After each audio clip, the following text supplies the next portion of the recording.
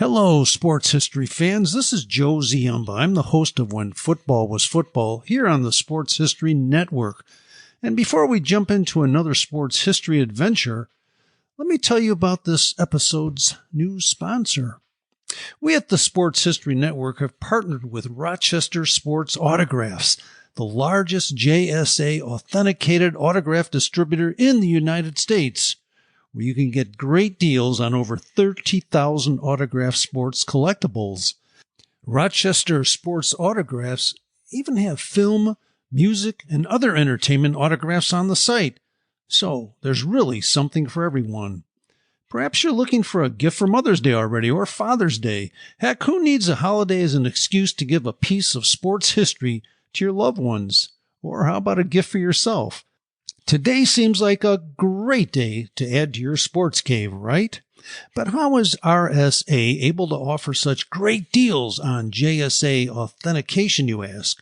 Well, they do this by making deals directly with athletes, so there are no extra markups, and they choose to pass the savings on to the customer. All orders from Rochester Sports Autographs are top quality and shipped to your door with top authentication and a money-back guarantee. And to make sure RSA knows the Sports History Network sent you, we created a special link for you. All you have to do is head to the following: shoprsa.com/SHN. That's shoprsa.com/SHN to get your piece of sports history today. Ladies and gentlemen, boys and girls, welcome back to the ballpark. This is the Baseball History Timeline Podcast. I'm your host, Michael Wilkinson, and in this episode, we take a look at the 1905 Major League Baseball season. But before we do, a few housekeeping items. Yes, I did say the Baseball History Timeline Podcast. The first 5 episodes of this were under the name The Pastime Timeline, but for now I've decided to change it to the Baseball History Timeline to make it easier to search for. Maybe I'll change it back at a later date, but we'll see how this goes with this name. This show is available wherever you find your podcasts. Please subscribe, share with a friend, and leave a 5-star rating to help push this show out to more of our fellow baseball fanatics. Another thing, I've gone about as far as I can without using the team nicknames for this early part of the century. A lot of the teams didn't have the names that we know now, so it could get a bit confusing, but I am going to start to work in the team nicknames of the ones that have stayed that name up till the present date. So with that being said, the 1905 season. You can make a strong argument that no single baseball player dominated a single year from start to finish like Christy Mathewson did in 1905. From the first day of the season to the last game of the World Series, the New York Giants' right-handed flamethrower is as identifiable with a certain campaign as any player in history. Mathewson, nicknamed the Christian Gentleman because of his name as well as his faith, was the quintessential American icon of the time.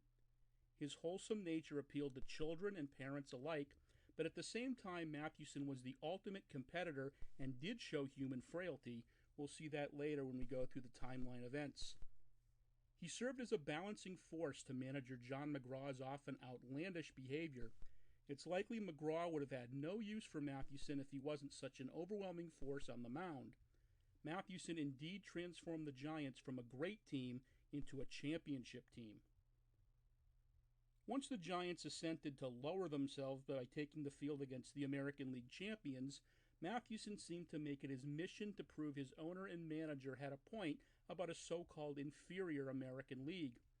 He fired 3 complete game shutouts as New York defeated the Philadelphia Athletics 4-1. That's 27 consecutive zeros against the best team in the American League. He allowed just 14 hits and 15 base runners in those 27 frames. The most impressive aspect of this feat was that the 3 complete games weren't in a 7-game series, but a 5-game series. The initial rainout of Game 3 did give him an extra day's rest, but it was still 3 complete game shutouts over 6 days, one with 2 days rest, the other with just 1 day of rest. He went to the hill every other contest and walked off an unblemished victor each time. I know what you're probably thinking. This was the dead ball era and pitching dominated the entire league.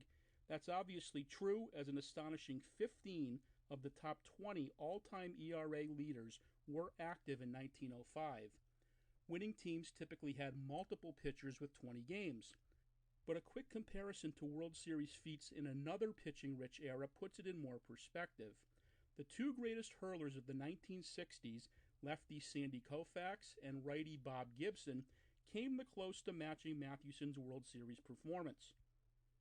In 1965, Koufax went the full 9 to blank the Twins in both Games 5 and 7, but he was beaten in Game 2 of that series. Gibson had 3 complete game wins over Boston in 1967, but gave up 3 runs in the process. In 1968, Gibson allowed 1 run combined in Games 1 and 4, but he ended up losing Game 7 to lose the series to Detroit. Hardly anybody in recent decades has gotten 3 starts in a single series, never mind going the distance in all 3. So in my humble opinion, Christie's Fall Classic feat must go down as the best. And oh yeah, his regular season wasn't too bad either. Matty easily won the pitching version of the Triple Crown in the NL. His 31 wins were 8 more than anyone else in the league. He was the only pitcher to surpass 200 strikeouts with 206. And even though the entire top 10 in NL ERA came in under 2.50, Mathewson posted a mark nearly half that at 1.28. Only one other pitcher, Ed Rulebach of Chicago, finished with an ERA under 2. So the on-field accolades were clearly there, but what made Mathewson even more special at the start of a new century was his status as a role model to young boys learning to appreciate the national pastime. He both looked and acted the part of the All-American hero. But Mathewson wouldn't have had the opportunity for his October exploits if his franchise repeated what they did in 1904 when owner John T. Brush and manager John McGraw refused to play AL champ Boston in the World Series. The public backlash to there being no World Series was quick and severe. The fans' anger proved to the owners that they needed to cash in and make the series an established tradition. Brush took most of the criticism, so he took it upon himself to organize the formal agreement of a best-of-7 series to be run by the Interleague Commission. There would be 4 umpires, 2 from each league, and to discourage players from throwing games and the series, the winner's share would be 3 times that of the losing team. The proceeds for the players would come from the first 4 games played. Many of these so-called Brush rules are still somewhat in effect today. And with the exception of 1906, the National League will dominate the now established World Series for the remainder of the decade, but the 1910s will be a different story. The Fall Classic has been a staple on the American sports calendar ever since. And now the timeline of events for the 1905 season. January 16th, Boston American League trades for former star outfielder Jesse Burkett from St. Louis. In return, it sends future AL batting champ George Stone. Burkett lasts only 1 unhappy season in Boston. Also on that day, outfielder Frank Hulsman is traded for the 4th time in 8 months. February 5th, St. Louis pitcher Jack Taylor is spared being expelled by the National League after finding no evidence he threw games. Taylor drew suspicion by boasting he would make more money losing games in 1903 than winning them. April 10th, a New York magistrate rules Sunday baseball to be legal, but it's another 27 years before all major league teams begin to host Sunday games. April 26th, Chicago outfielder Jack McCarthy throws out 3 runners at the plate in a 2-1 win at Pittsburgh. April 29th, remember how I said that Mathewson had a single event that kind of went against his character? Well, it came on this day when he allegedly punches a young heckler during a game in Philadelphia. The incident flies in the face of Matty's wholesome. The whole game was a mess with Giants players fighting with the other team as well as the fans. May 3rd, a team from Washington finds itself in first place for the first time since 1893. The Senators' stay atop the American League standings would last just 3 days. May 19th, John McGraw receives a 15-day suspension and a $150 fine following arguments with umpires and Pittsburgh manager Fred Clark. June 8th, New York Giants pitcher Red Ames has a 9-game winning streak snapped by Pittsburgh. June 13th, Mathewson no-hit Chicago to become the first pitcher with 2 in the new century. Three-Finger Brown loses his no-no bid in the 9th of that 1-0 loss. June 24th, Chicago Cubs pitcher Ed Rulebach goes 18 innings in beating St. Louis Cardinals 2-1. June 29th, Archibald Moonlight Graham, who was portrayed in Field of Dreams by actor Burt Lancaster, makes his only Major League appearance in a game for the New York Giants. June 30th, Cleveland American League superstar Napoleon Lajoie contracts blood poisoning after dye from his stocking gets into a spike wound on his leg. He's out for the rest of the season after just 65 games played. The new player manager sees his squad drop out of the race and finish 5th. July 1st, Chicago White Sox Frank Owen becomes the first American League pitcher to post complete game wins in both ends of a doubleheader against the St. Louis Browns. He allowed just 9 hits in the 2 victories. Also pertaining to the White Sox franchise, the suspension of outfielder James Ducky Holmes causes a rift between owner Charles Comiskey and American League President Van Johnson. July 4th, Boston Americans 38-year-old pitcher Cy Young and Philadelphia A's star Rube Waddell go toe-to-toe for 20 innings. Waddell gets the victory. July 8th, Boston and Philadelphia combine for 26 doubles in an American League doubleheader. Hobe Ferris of Boston has 5 of them. July 22nd, Weldon Henley of the Philadelphia A's no-hits St. Louis 6-0. August 1st, Frank Chance, Chicago Cubs first baseman, becomes the new player manager. He replaces Frank Seeley, who was suffering from tuberculosis at the time. Also on August 1st, New York Giants win their 12th straight game over Cincinnati. August 8th, Pittsburgh Pirates' Dave Brain hits 3 triples, and then on August 10th, Boston catcher Pat Moran does the same. August 19th, 18-year-old Ty Cobb is sold to the Detroit Tigers American League Club for $900 by Augusta of the South Atlantic League. August 24th, Ed Rulebach throws a 20-inning complete game in a 2-1 win at Philadelphia. Thomas Sparks also goes all 20 in the loss for the Phillies. August 30th, Ty Cobb's Major League debut in center field. He hits a double off Jack Chesbro. September 1st, Honus Wagner becomes the first pro athlete to endorse a commercial product. His contract with batmaker J.F. Hillerick & Son gives the company the right to put Wagner's autograph on his Louisville Slugger bat. September 6th, Chicago pitcher Frank Smith no-hits Detroit 15-0. That's the Chicago White Sox AL. That's the most lopsided no-no in history. September 8th, Pittsburgh Pirates leave 18 runners on base in an 8-3 loss to Cincinnati. September 14th, Joe Tinker and Johnny Evers of the Cubs get into a fist fight at second base during an exhibition game. The two agree to never speak to each other and don't for 33 years. September 16th, with regular second baseman Jimmy Williams not available, the New York Highlanders play left-handed thrower Wee Willie Keeler there in a doubleheader. It's the last occasion a lefty will play in the middle infield in a doubleheader. September 23rd, Ty Cobb hits his first Major League home run, an inside-the-park shot.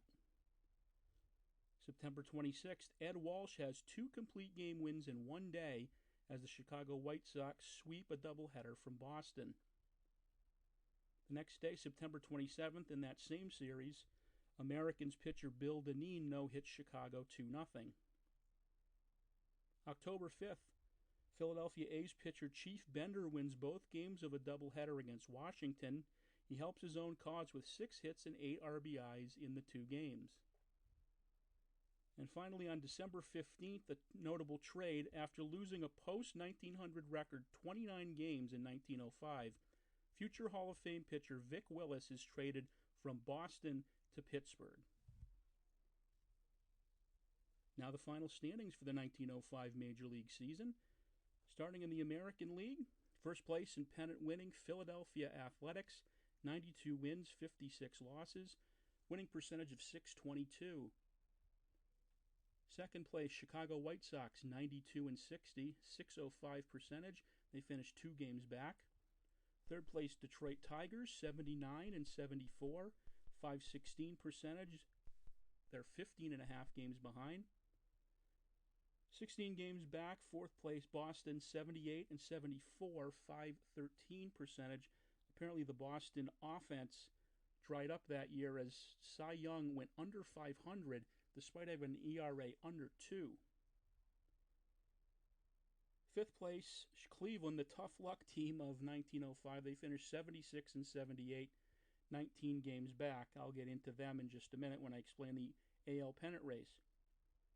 And their nickname that year was the Naps in honor of Napoleon Lajoie. Sixth place, New York Highlanders, 71 and 78, .477 winning percentage. They were 21 and a half games back. Seventh place, Washington, 64 and 87, 29 and a half games off the pace. They played .424 baseball. And last place, 40 and a half games behind, St. Louis Browns, 54 and 99. They had a .353 winning percentage. Now the National League champions again. First place, New York Giants. Another runaway, 105 and 48, .686 percentage. Second place, Pittsburgh, finished 9 games out at 96 and 57. They were .627 percentage. Third place, Chicago Cubs, 92 and 61. They still played .600 ball but finished 13 games out. Fourth place, Philadelphia, 83 and 69, 21 and a half games behind at .546 for the season. Fifth place, Cincinnati, 79 and 74, .516 percentage, 26 games out. Sixth place, St. Louis Cardinals, 58 and 96, .377 percentage, 47 and a half games behind.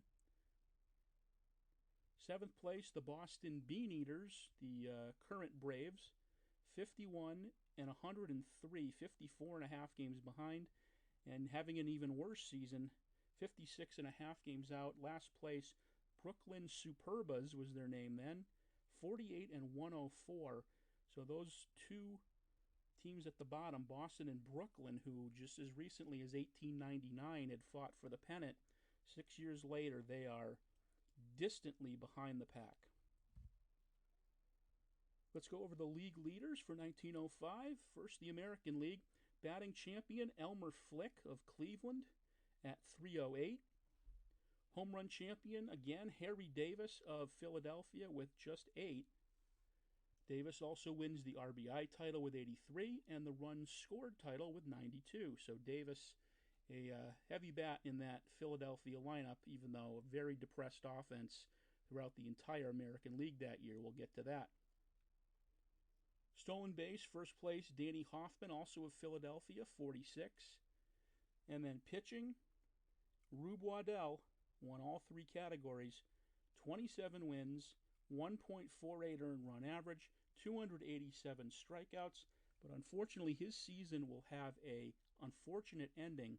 We'll get to that in a minute in the postseason section.